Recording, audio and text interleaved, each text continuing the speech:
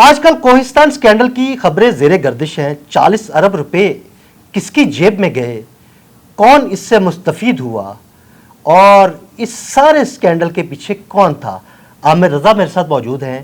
عامر رضا سے بات کرتے ہیں. جی عامر بھائی, یہ کوہستان سکینڈل آخر کیا ہے؟ ہمارے ناظرین کو بتائیے گا, اس پہ کون ملوث ہے اور اب کیا اقدامات کیے جا رہے ہیں؟ دیکھیں, جو لوگ ملوث ہیں 8 لوگ وہ تو گرفتار بھی ہو گئے, اور بہت ساری خبریں جو ہیں وہ آپ دیکھ بھی رہے ہیں. اس میں شفیق الرحمان قریشی تھے جو ڈسٹرکٹ اکاؤنٹ آفیسر تھے, پھر اس میں محمد ریاض تھے جو سابق ایک بینک کے کیشیئر ہیں وہ شامل تھے, فضل حسین تھے جو اے جی آفس کے ایڈیٹر تھے, پھر اس پر دراج خان تھا ٹھیکیدار, اس میں عامر سعید تھا صوبے دار تھا, اور محمد ایوب تھا. یہ ٹھیکیدار قسم کے لوگ بھی اس میں شامل تھے. یہ سارے لوگ جو تھے مل کر عوام کا پیسہ لوٹ رہے تھے. لیکن میرا مسئلہ یہ نہیں ہے. مسئلہ یہ ہے کہ جو کہتے تھے صاف چلی شفاف چلی, وہ صاف شفاف 13 سالوں میں کیسے چلی؟ یہ 40 ارب روپیہ چیخ چیخ کر یہ بات بتا رہا ہے کہ یہ ایک دن کا سکینڈل نہیں ہے, یہ ابھی کے دور کا سکینڈل نہیں ہے, یہ کب سے کام چل رہا تھا. یہ 8 مہرے ہیں. آپ کو یاد ہوگا معلوم جبہ سکینڈل کیس آیا تھا, سوات کا آیا تھا, اعظم سواتی صاحب کا نام تھا اس میں, پھر محمود خان کے دور میں بہت سارے کرپشن کے سب دبا دیے جاتے تھے اور کسی کو سامنے نہیں لایا جاتا تھا. لیکن اب یہ کوہستان کیس یہ پہلا کیس ہے, آخری نہیں ہے. یہاں ابھی اور بہت سارے کیسز جو ہیں وہ سامنے آنے ہیں.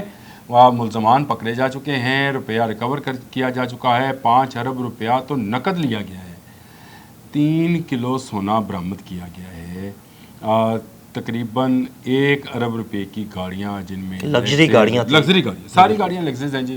لیکزس ہے, اس میں پورشے ہے, اس میں اب کیا کیا نام اس میں ان گاڑیوں کے, اوڈی ہے, جو آپ کی دنیا کی قیمتی ترین گاڑیاں ہیں وہ اس میں شامل ہیں. 109 کے قریب جائیدادیں ہیں جن کی مالیت بھی 17-18 ارب روپیہ ہے, اور اس میں اسلام آباد کے اندر پشاور, ایبٹ آباد, مانسرا اور زرعی اراضی شامل ہے, اس میں بہت سارے فارم ہاؤسز شامل ہیں. یہ ابھی صرف ابتدائی جو تحقیقات ہیں اس کے نتیجے میں یہ چیزیں سامنے آئی ہیں. نہیں عامر بھائی, 8 لوگ تو سامنے آئے, ان کے پیچھے کون ہے؟ یہ ہے ایکچولی سٹوری, یہ ہمارے ناظرین کو ہم نے یہ بتانا ہے کہ یہ سارے کا سارا سکینڈل پاکستان تحریک انصاف کے یہ پچھلے جو 14 سال ہیں خیبر پختونخوا میں, یہ اس پر جانا ہے. یہ میں نے کہا آپ سے کہ یہ آخری سکینڈل نہیں ہے, یہ پہلا سکینڈل ہے جو نیب سامنے لے کر آئی ہے, اور نیب پشاور نے ہائی کورٹ میں تمام دستاویزات جمع کرا دی ہیں. ابھی یہ ملزمان بتائیں گے کہ یہ ٹھیکے کیسے دیے جاتے ہیں. عدیل بھائی, میں ابھی آپ کو بتا دیں, میں شمالی علاقوں سے ہو کے آیا ہوں اور میں خیبر پختونخوا ہی گیا تھا. آپ پنجاب سے جب خیبر پختونخوا میں داخل ہوتے ہیں تو آپ کو سمجھ آ جاتی ہے کہ یہاں پہ کبھی روڈ تھی.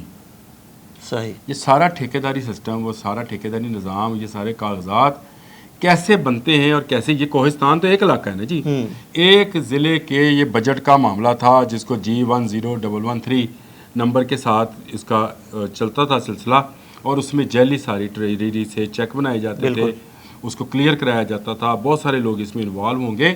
ابھی ابتدائی ملزمان جو ہیں وہ سامنے آئے ہیں اور ٹرنکوں میں اربوں روپیہ ملا ہے. بالکل. مجھے تو یقین مانے کہ مجھے ایک فلم ہے وہ ہے وہ انڈیا کی ریڈ 1 اور ریڈ 2, وہ اس فلم کے سین مجھے سمجھ آ رہے ہیں کہ یہ کیسے لوٹا جاتا ہے اور کیسے لوٹنے کے بعد مال کو کیسی کیسی جگہوں پر چھپایا جاتا ہے. یہ بالکل وہی کہانی ہے, اور یہ معاملہ آپ یاد رکھیے گا کہ یہ معاملہ گنڈا پور تک جانا ہے.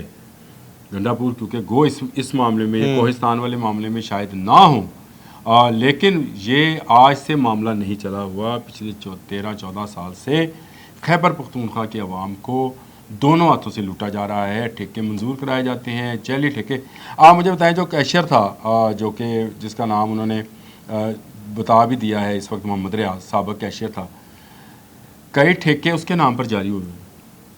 بڑی حیران کن بات. ڈمی ٹھیکیدار ہے, ایک بینک کا سابق مینیجر. اس کا مطلب ہے سابق مینیجر سے مطلب ہے کہ وہ ریٹائرمنٹ لے چکا ہوگا نا جی.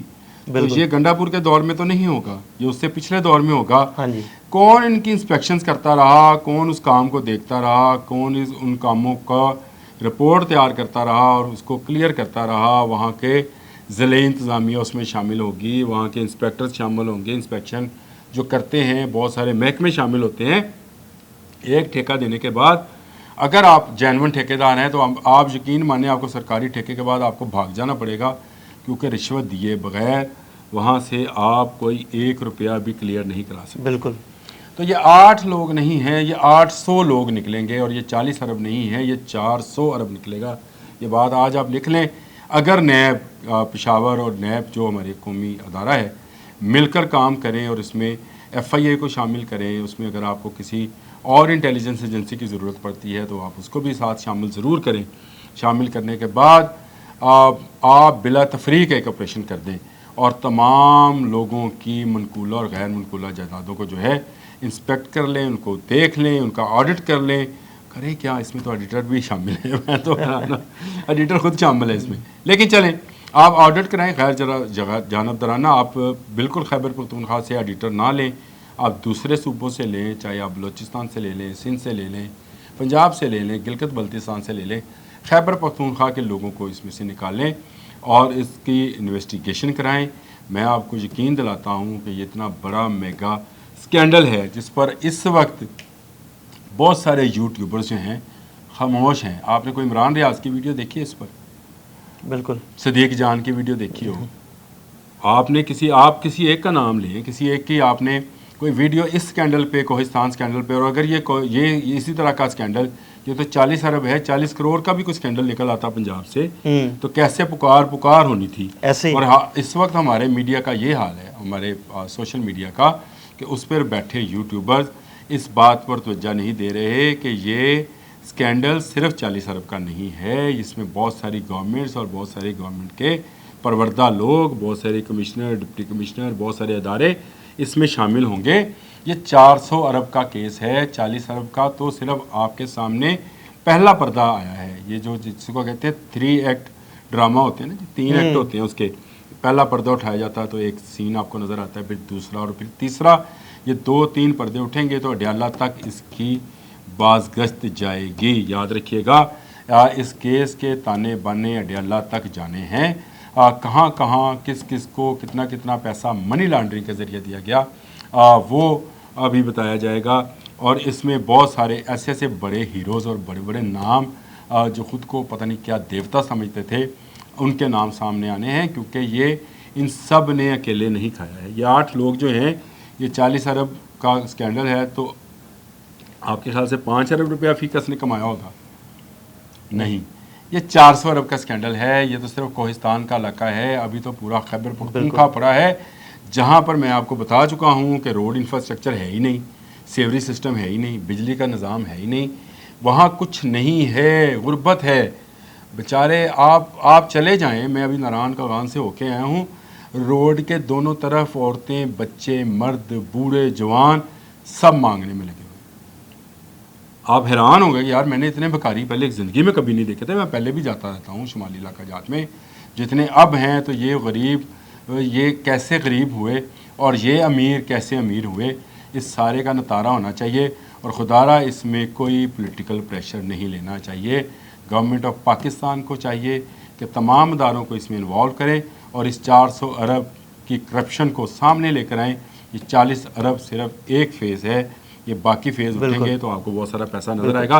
عادل بھائی، یہ بہت بڑا سکینڈل ہے جس میں کروڑوں لوگوں کی زندگیوں کے جو ان کے پیسے ہیں وہ پھنسے ہوئے ہیں، یہ نکلوا کر ان میں میرا خیال ہے اس صوبے کی ترقی میں استعمال۔ بالکل، بہت شکریہ عامر بھائی جی۔ بالکل عامر رضا نے بڑی تفصیل کے ساتھ اس 40 ارب کے کرپشن سکینڈل پر روشنی ڈالی۔